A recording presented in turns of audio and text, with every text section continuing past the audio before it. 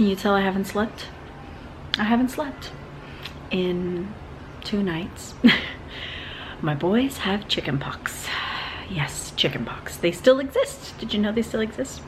So 2 weeks ago, a little boy from small group came to small group, and we didn't, you know, his mama had no idea. She thought that he had a bug bite on his cheek.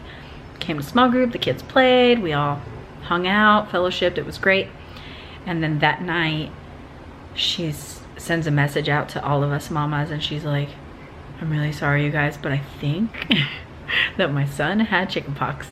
I started researching, and I knew that within a week or 3 weeks, my boys would have chickenpox. And sure enough, 2 weeks to the day, the first signs of little bumps started to show up. My poor friend, she has 4 boys and a little girl.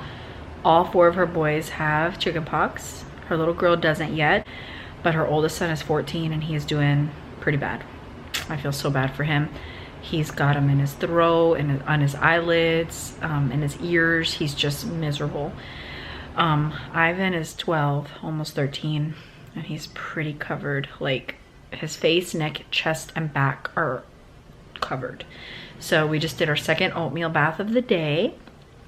It was great this morning. He took one early, and he pretty much felt relief until right about 20-30 minutes ago.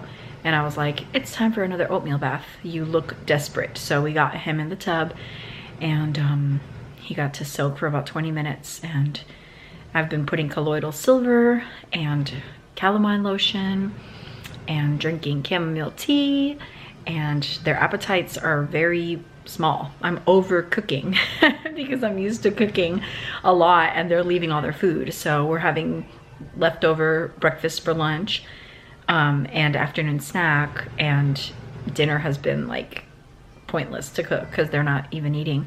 So Hector and I are just like saving food for the next day. So I don't even think I'll have to cook today, honestly, because there's so many leftovers.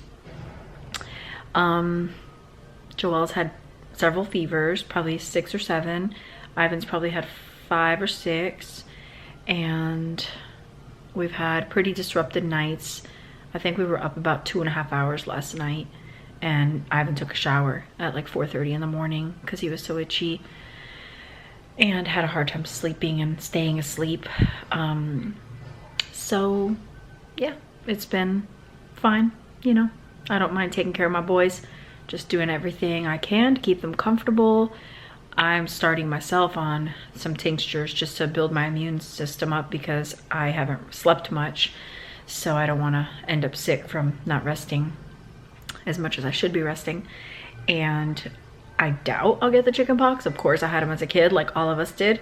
But, you know, just in case, I'm taking immune booster and cold and flu tinctures, as well as Powerhouse, and just, you know, taking care of myself. I'm drinking lots of tea and eating healthy, no sugar, and resting as much as I can.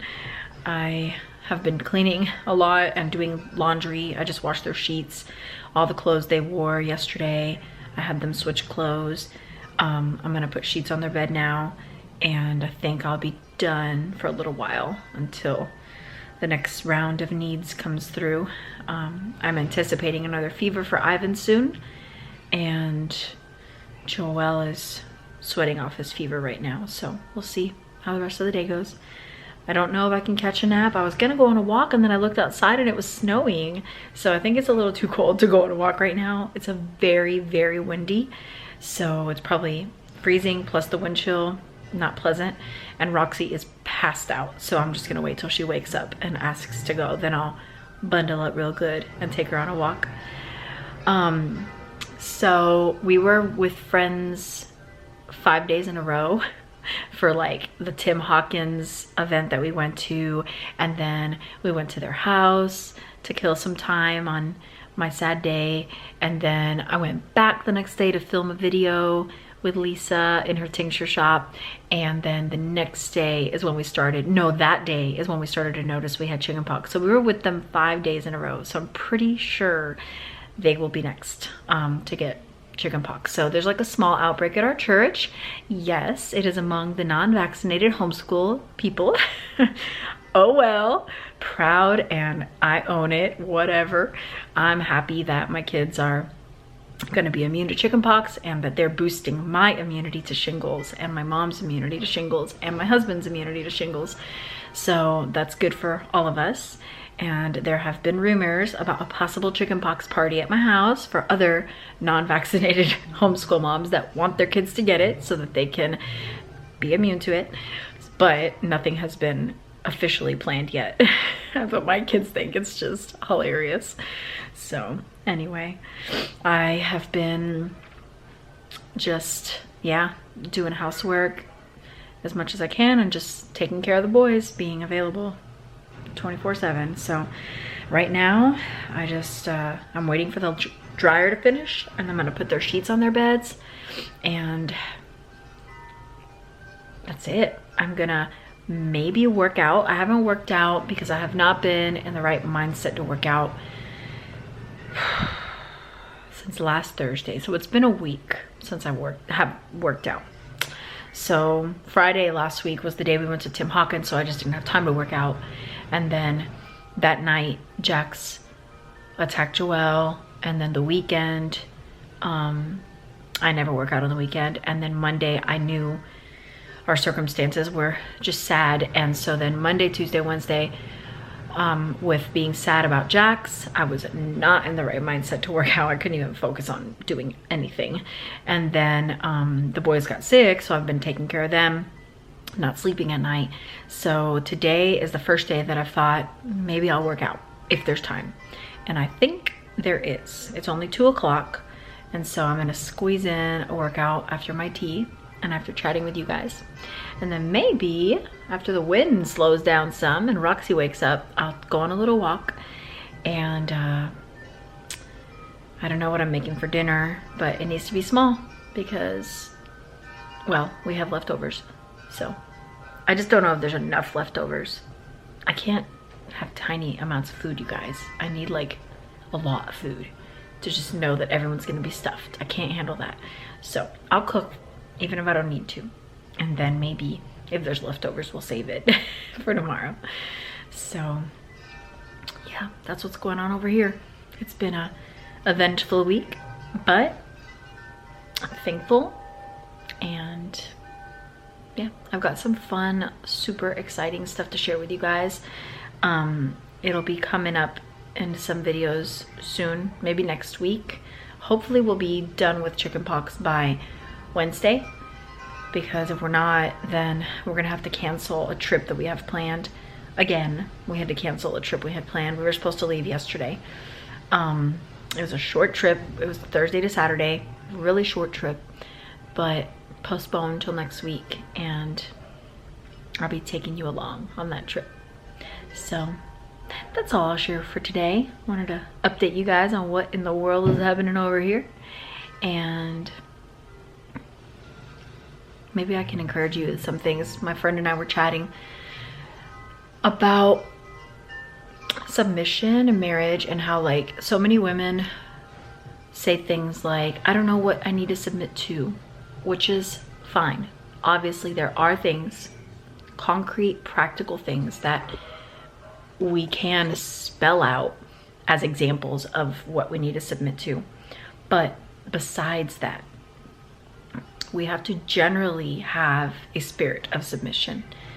We have to generally have a willingness, desire, eagerness to be submissive wives. And we have to have a general spirit of being our husband's helper, a general overarching attitude, heart of willingness to serve and help and be that role for him, making it the priority in our life. And of course we can talk about all the practical ways that looks. It's going to be different for every single marriage and every single family, because some families have 10 kids, some families have 5 kids, some families have 2 kids, some families have 2 parents that work. So That's why general stuff is so helpful, because we can all take it and then customize it to our life. But I think when it comes to submission and being our husband's helper, we have got to focus on the heart, the spirit, the attitude, the mindset, the priority, and then let that manifest however it does in our life, in our marriage, and just keeping that in mind, you know, because it's easy to get caught up in our own desires and prioritizing things out of order and committing to too many things, so that the main things that really are the ones that need your full attention and your full devotion and dedication fall through the cracks, because you're spreading yourself thin, or you think you actually have all this extra time and you don't, and then you fill it, and then all the priorities are the things that get pushed to the back burner or suffer or are neglected. And I am not saying that we don't have seasons of you know, oh man, this priority fell through the cracks this week or whatever. That's fine. But the overarching norm, that's what we're looking at. The overarching norm is, am I helping my husband? Is that my priority in life? Is that my primary role in my home and family?